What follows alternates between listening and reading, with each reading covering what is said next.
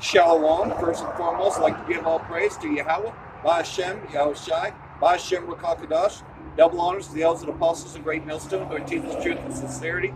And a shout out to Yakim, sat there on four corners of the earth proclaiming this truth. Barak the Yahweh, Barak the Yahushai, Ba'Hashem Rakakadash, Barak. So, out here another week to prophesy the downfall of Babylon the Great, America, and pretty much the downfall of Esau, Edom, as things are about to become on earth as it is in heaven, meaning that we're about to take ownership. That is, the elect of us, the house of David, are about to take ownership. And so what's going to happen is these elites are going to come down after us, having great wrath. That's why you're starting to see us demonized in the news. And that's why, as of late, Esau is now going to try to come after Asher, in particularly, and Asher is standing up against Esau in both Colombia and in Venezuela. That they're not going to just let them come in and overthrow the government, and they're sick of these puppet governments. Because what happened to their last leader, Hugo Chavez? Ever since then, Esau Edom has been trying to take over Venezuela, and what's going to happen is they're going to find themselves in another Vietnam, and Russia's not going to just let them take it. And the same thing with Libya. They're not going to be able to go into Libya again either. All these countries are taking a proverb, and they have a guard now unto them, which is Magog, which is really truly Amalek against Amalek, because you do your studies and you find out that Amalek ain't just them gutter rats, them fake Jews, but they also are, a lot of them converted to Islam, and a lot of them ended up in Russia, ended up in, Ukraine. You find out, you do your homework, you find out that that's just another term for Amalek, that it goes back to being part of Amalek. It goes back to being Ashkenazi. So they had migrated to all these places because they're not the Jews, they're not the Arabs, and all Arab means is a mixed race, but they're not the Ishmaelites. But you see, that's what Amalek does. So you're finding out, though, that Palestine, in particularly, that's the flip side of Amalek. So no wonder why those two really fight a lot, because they're both greedy. They want everything, and so that's why you constantly see it. So it's Amalek against Amalek, and this has been happening over a period of time, but in particularly now, what's happening is the weak are saying that they are strong, and they're coming against the inhabitants, and pretty much they're chasing off all these terrorists, so, that's what Amalek loves to do, is get out terror groups to come against them. And so, I'm going to read out of Zechariah chapter 13, verse 10. All the land shall be turned as a plain from Geba to Rimmon, south to Jerusalem, and it shall be lifted up and inhabited in her place from Benjamin's gate unto the place of the first gate, unto the corner gate, and from the tower of Hannah unto the king's wine presses. And men shall dwell in it, and there shall be no more utter destruction, but Jerusalem shall be safely inhabited. So that's talking about when we get the kingdom back from these gutter rats, these fake Jews that call themselves Ashkenazi Jews, who have been the imposters, because they pretty much they don't just pretend to be the Jews, but they pretend to be the, again, Ishmaelites. And pretty much they just put, what they'll do is they'll take over territories, then they'll claim to be those people, and they've been doing this for a long time. Sorry about that, Savak. Just, again, don't have a really good platform for this sign, but it's very important to keep this sign. It's an upgrade that I really seriously need to do, but just don't have the funds as of yet, but working on it. So, Vok for that. Anyhow, try to get back to it here. All right, I'm going to just go back to Joel chapter 3. Just give me a minute here.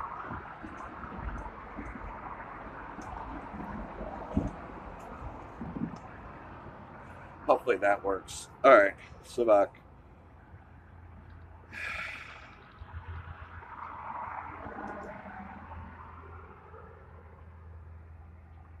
All right.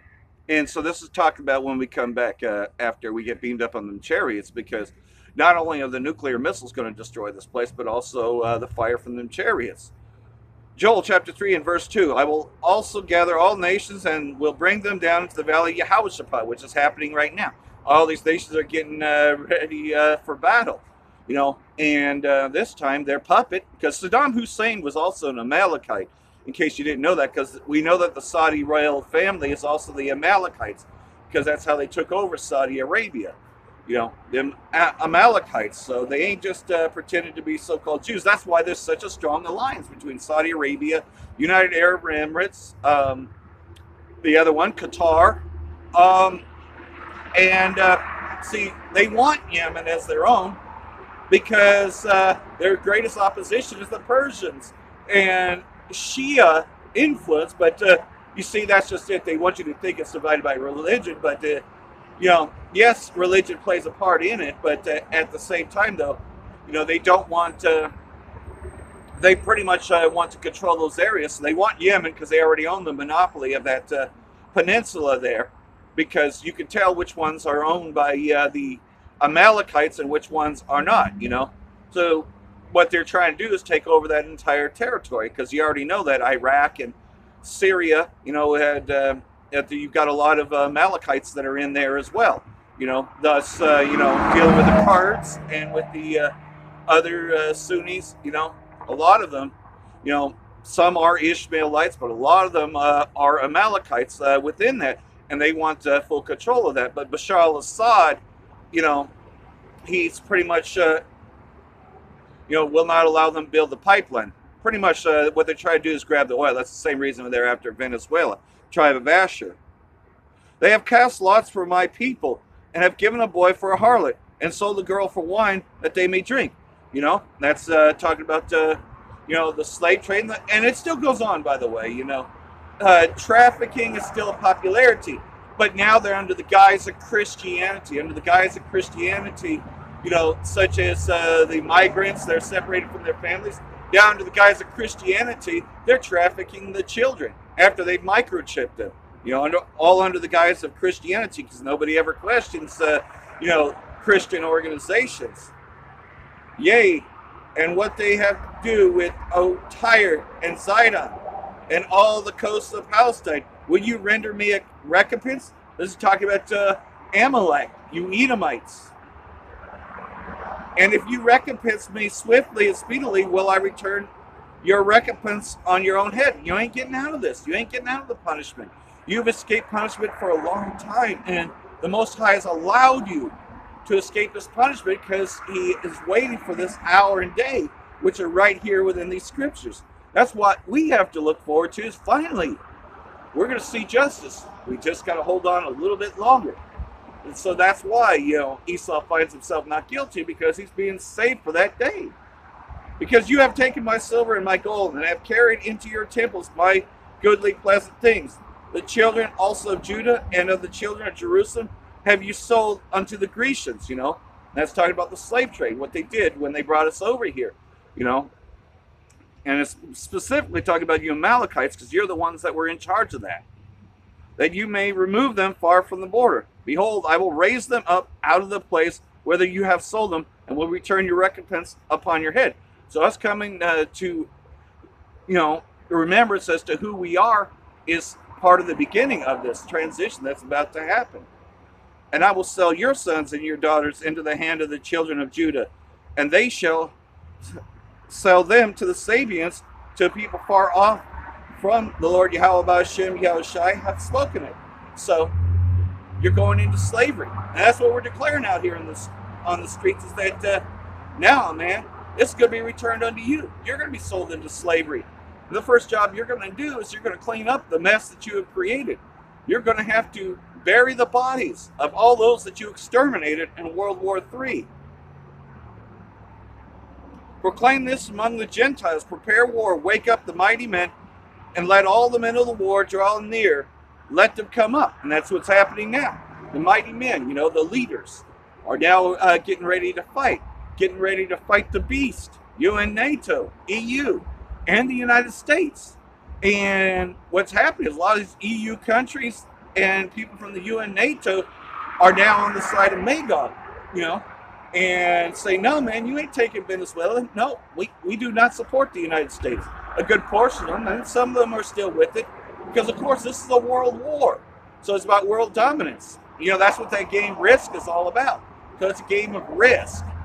And they're seeing that the odds are more in the favor now of Magog, because the Most High has risen up Putin, you know, Magog, to be a guard unto them. And so a lot of them, hey man, they want the protection. Joel chapter 3, verse 10, beat your plowshares into swords and your pruning hooks into spears. Let the weak say I'm strong. And that's what's happening now. You know, they are now taking a proverb against Babylon the Great, against the almighty powers, you know, the UN, NATO, the beast, who they once feared. Assemble yourselves and come, all ye heathen, and gather yourselves together round about. Thither cause the mighty ones to come down. O Lord, Yahweh Ba'ashem, Yahweh Shai. Let the heathen be wakened, and let them come up in the valley of Yahweh. For there I will sit to judge all the heathen round about. And that's what's about to happen, is he's judging the entire earth. That's why, you know, eventually Syria, Damascus will become a ruinous heap. And we know that what's going to happen is all the war that's about to take place over in that region. And it's the Most High that's gathering all these nations to battle, to be judged for their part in Psalm 83. Because all of them took crafty counsel against us, so that we wouldn't remember that we were Israelites, but also sold us into slavery. So what's going to happen is they're all going to fight each other up. And the UN, NATO, the beast, a lot of these countries are now flipping sides, because the UN, NATO was created to be a counter against Russia, but now a lot of them are turning towards Russia because they want protection, because they know that the United States is not a good ally anymore. They know Russia's a better ally, because again, Russia be a good guard unto them, and that's what's happening. And well, this Friday, a lot of things can happen. Now, will he shut down the government completely on Friday? No, but I'm not saying that he won't. But what I'm saying, though, is that it's a possibility he does it. But be prepared for that. That's why they're doing these martial law drills.